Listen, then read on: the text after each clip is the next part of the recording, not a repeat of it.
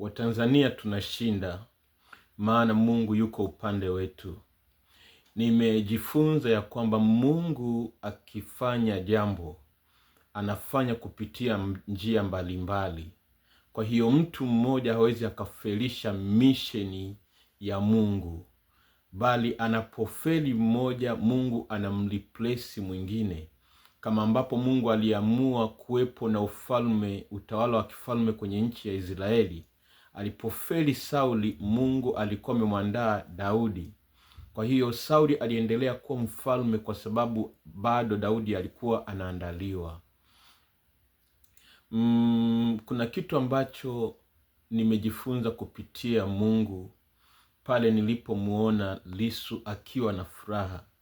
Then nikasikia ndani yangu, na kama mtu ananiuliza swali, unajifunza nini kupitia Tundu Lissu? Nikakumbuka namna ambavyo alipigwa risasi 16 bado hakufa. Nikaona namna ambavyo leo yuko gerezani, yuko mahakamani kwa kesi hiyo ya uhaini, lakini bado amejaa furaha.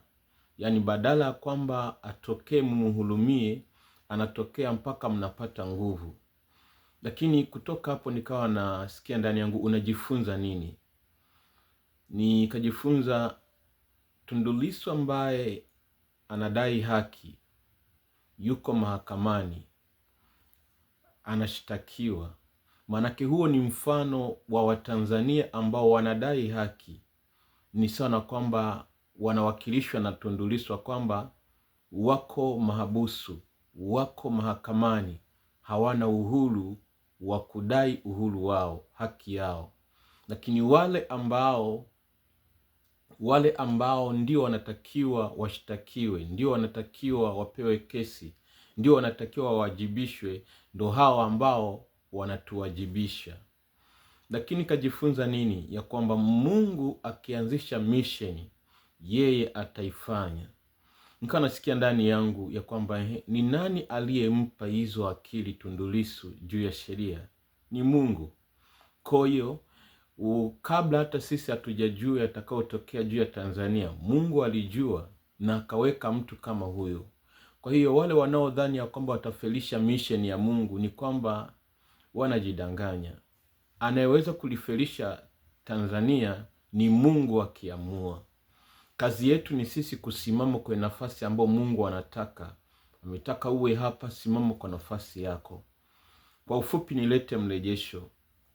Wakati nimeongea muda mrefu kwa habari ya watumishi ambao nilionyeshwa kwenye ndoto wasimame kwa nafasi zao, na nikawa najaribu kuwatafuta binafsi, kutaja majina yao mtandaoni, lakini nikaona haizai matunda. Nakumbuka tarehe 23 mwezi wa kwanza 2026 ndipo niliposikia ndani yangu ya kwamba yuko tarehe 24. Tarehe 23 ndo nililia machozi sana kwa ajili ya kazi ya Mungu. Tarehe 24 ndo nikasikia ya kwamba unaweza ukasimama kwa nafasi zao. Maana Mungu hana mtu special, bali yeyote aliye tayari kufanya alichomwitia au anachotaka kifanyike, anaanza kumwandaa kuwa special.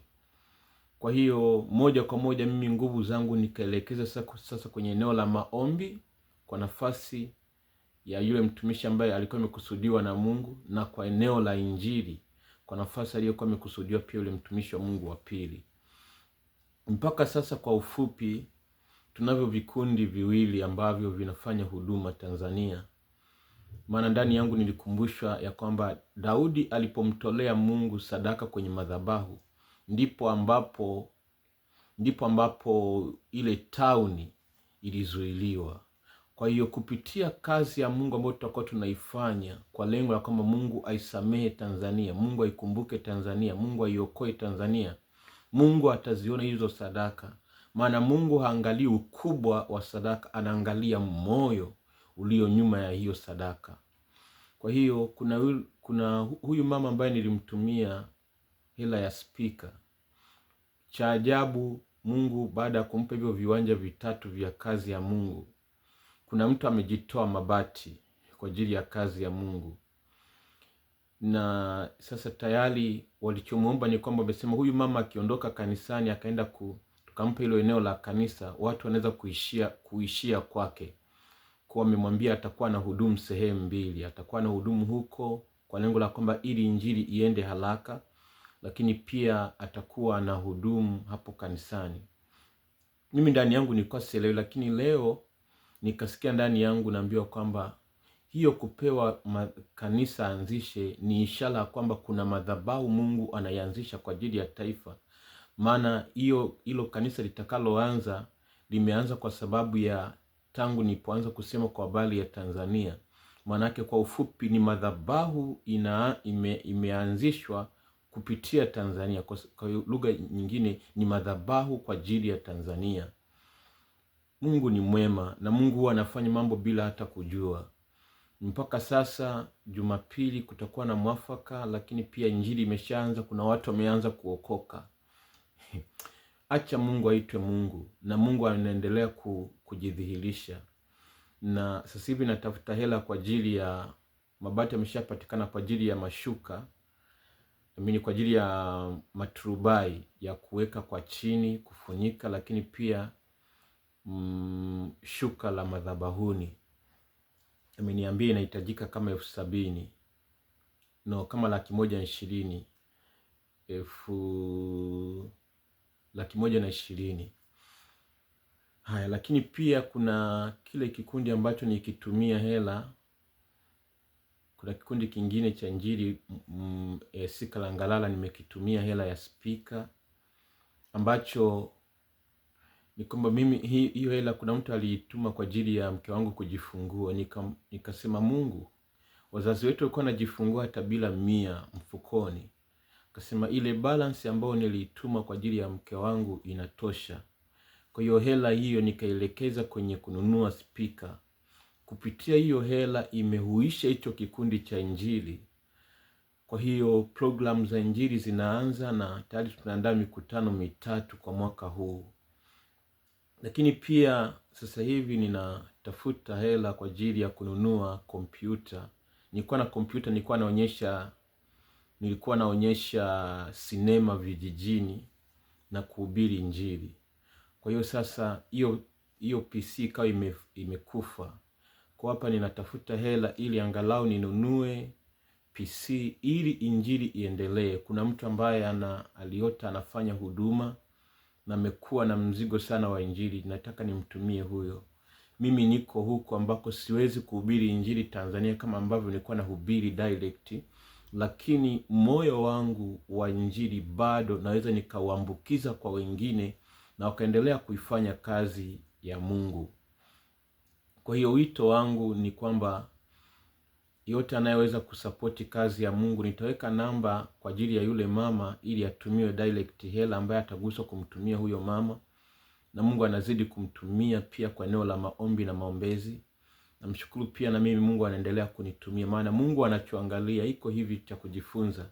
Mungu hana mtu special. Akikutumia haimaanishi kwamba atakutumia milele. Kama ukiacha nafasi yako, Mungu anaacha kukutumia ili uone kitu ambacho kimepungua. Ukisimama kwa nafasi yako, Mungu anaanza tena kukutumia. Kwa namshukuru Mungu ambapo ameendelea pia kunitumia na nazidi kumuona. Kwa Mungu awabariki. Tunachokifanya hiki hakina matokeo directly, lakini ninaamini ya kwamba ndani yake kuna jambo kubwa la Mungu linazaliwa kwa ajili ya Tanzania. Hatutabaki kuwa watumwa wa watu, lakini pia tunatamani Mungu alipatanishe taifa, waovu na wenye haki wapatane kwa pamoja. Mimi maombi yangu hayapo kwenye kuua mtu, bali kuwapatanisha watu. Natamani kuona siku moja Rais Samia anasema kwa kweli Watanzania sina cha kuwalipa, niliwakosea sana lakini mmenisamehe bure. Natamani siku moja nisikie hiyo kauli. Natamani kuwaona watu wakitubu. Akina Moses Kulola walikuwa wanahubiri injili, watu wanarudisha pesa, watu wanaenda kuwasamehe watu wanaowadai. Hiyo ndiyo injili ambayo Mungu anataka. Lakini pia nimeendelea kuwasiliana na watumishi, naomba nisiwataje, kwa ajili ya mkutano wa kitaifa. Either utafanyika mwezi wa 6 ikifanikiwa hiyo mipango, au mwezi nyingine. Ninachotamani angalau tu mwaka usipite bila mkutano mkubwa wa kitaifa. Wale ambao mna nafasi kubwa, yamkini ujumbe huu ukafikia, organize mikutano ya Injili kwa ajili ya taifa. Maana Mungu anaonyesha vitu kama utani. Leo ilikuwa ndoto niliyoota kwamba Waarabu wanavamia, lakini leo tunaona uhalisia. Lakini pia ndani ya hiyo ndoto Mungu analeta mafumbo. Kwa hiyo inawezekana isiwe direct kama Waarabu, lakini mambo mengine, maana Waarabu wanawakilisha watu kutoka nje. Kwa hiyo inawezekana kabisa isiwe Waarabu direct, yamkini ikawa kikundi cha ugaidi kikazaliwa Tanzania. Lakini sasa hivi tuna nafasi, Mungu ametupa kama half time ili kutuona mioyo yetu inaelekeaje. Mwisho niseme, nimejifunza kwamba Mungu anampenda mtu ambaye akimgeuza anageuzika. Yaani Mungu hapendi mtu yule ambaye ana kiburi cha uzima. Yeye ambaye anaweza kujiona kwamba yeye ndo yeye. Mungu hapendi. Lakini Mungu anapenda ambaye kwamba wewe ni mtumishi wako ni sawa, amekutumia kwa muda mrefu ni sawa, lakini akikugeuza huku uweze kugeuzika. Ni wito wangu kwa Watanzania, ni wito wangu kwa watumishi wa Mungu. Mungu hana mtumishi permanent, bali ana mtumishi ambaye anatii na kusikia neno la Mungu. Kwa hiyo muendelee kusikia neno la Mungu, muendelee pia kuomba. Mungu analitaka Tanzania lipone kwa toba na matengenezo. Usio wakati wa kuhubiri fedha, usio wakati wa kuhubiri mambo ya uchumi. Huu ni wakati wa kulirudisha Tanzania, kuwaponya waliovunjika mioyo. Majeraha ya mioyo yako mioyoni mwa watu kwa sababu ya misiba, majanga. Nao unaenda kufundisha uchumi wakati watu wanalia. Kuna vidonda mioyoni mwa watu. Nini kitazaliwa? Mungu abariki. Huku ni 10:00 na nataka nipumzike kidogo. 10:00 za alfajiri nataka nipumzike ili baadaye nijiandae na kwenda kwenye huduma, kwenye masomo ya huduma. Ninawapenda sana na Mungu awabariki. Bwana Yesu, ninajinyenyekesha kwako. Ninaomba neema itokayo kwako. Nazidi kunyenyekea kwa ajili ya taifa la Tanzania hata utakapolikumbuka. Ulisema ninyi wenye kumkumbusha Bwana msiwe na kimya, wala msimwache akae kimya hata atakapo uweka imara Yerusalemu. Nami nazidi kusimama kwa ajili ya taifa la Tanzania. Mungu zidi kulikumbuka. Neema yako ikazidi kusimama. Nanyenyekea kwako Mungu uliye hai. Ninaomba ukalipatanishe taifa la Tanzania tukuone tena wewe Bwana. Nami nanyenyekea chini ya mkono wako, endelee kunitia nguvu kusimama. Kwa Yesu Kristo ninaomba. Amen. Mungu abariki.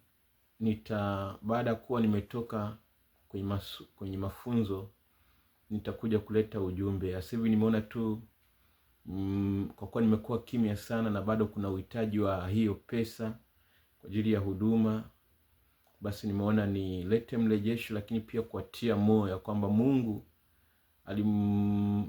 anafanya kazi kwa siri.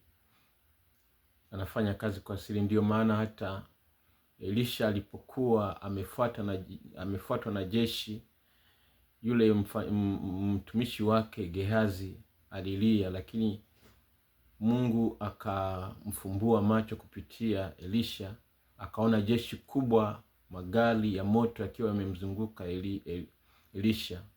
Kwa hiyo tunaye Mungu ambaye hata kama hatumuoni direct, lakini tunapoifanya kazi yake, tunapoitii sauti yake, anatuzunguka kwa magari ya moto.